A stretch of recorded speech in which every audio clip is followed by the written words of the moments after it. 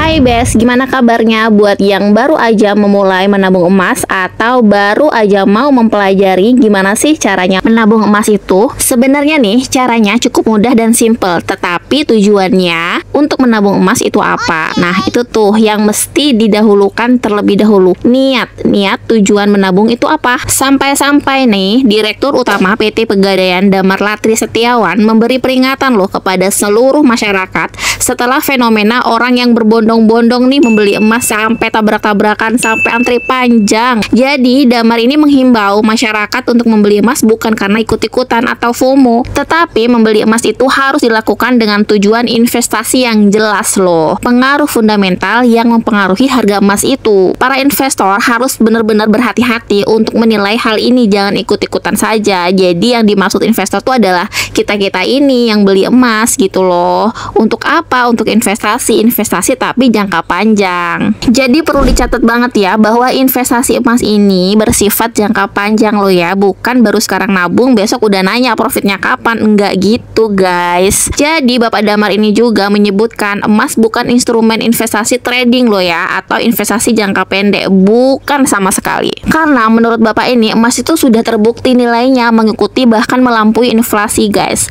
Harga emas juga dipengaruhi ketidakpastian ekonomi global, geopolitik, tarif impor era Donald Trump, dan perang dagang yang kayak sekarang ini yang lagi viral itu loh. Ini loh beritanya, aku spill singkat ya. Seluruh mitra dagang Amerika Serikat termasuk Indonesia. Trump rupanya serius soal ancaman perang dagang. Dia memberlakukan pajak impor 34% untuk Tiongkok, 20% atas Uni Eropa, sementara Indonesia dikenai 32%.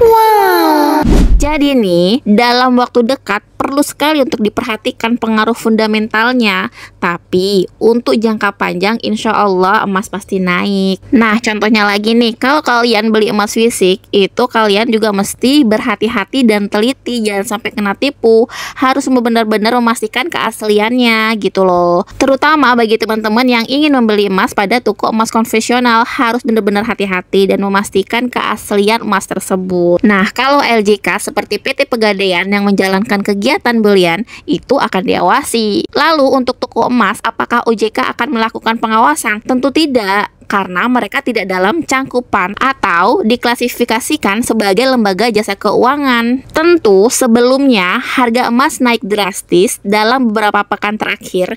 Ini akibat dinamika ekonomi global, dan di Indonesia ini masyarakat berbondong-bondong membeli emas batangan. Wah, ini memang harus bener-bener deh kalian pastikan tujuan membeli emas itu apa, dan kalian juga mesti ingat bahwa untuk investasi jangka emas ini adalah jangka panjang.